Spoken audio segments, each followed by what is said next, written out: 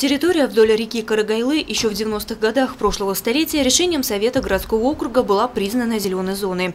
Это подразумевает то, что здесь законодательством установлен особый правовой режим. В первую очередь это запрет на вырубку деревьев.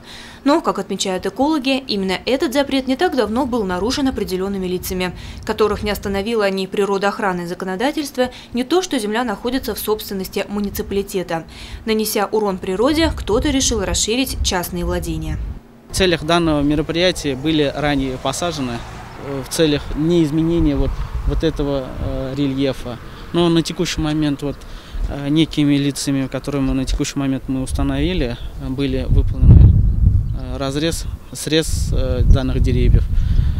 Соответственно, будет принята правовая оценка данного деяния и, соответственно, устанавливаются все причины, кто выдавал разрешение, на каких основаниях.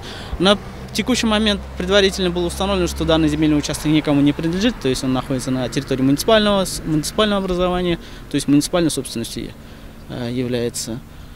По результатам уже будет, соответственно, дана правовая оценка и, соответственно, даны будут ответы уже гражданам, которые обращались по данному обращению.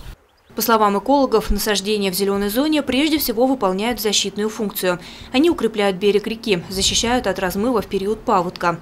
Со своей стороны представители ведомства не намерены оставлять такой урон экологии безнаказанным.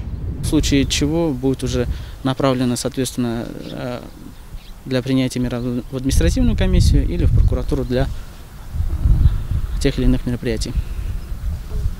Конечно, хочу именно сказать спасибо гражданам, которые остаются неравнодушным до данной ситуации.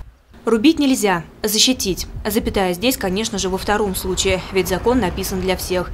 Тем более в год экологии подобные нарушения на особом контроле. Ляна Кириллова, Гульхамитова, Алик Кадыров, Гульгина Раскельдина, телекомпания СТВ.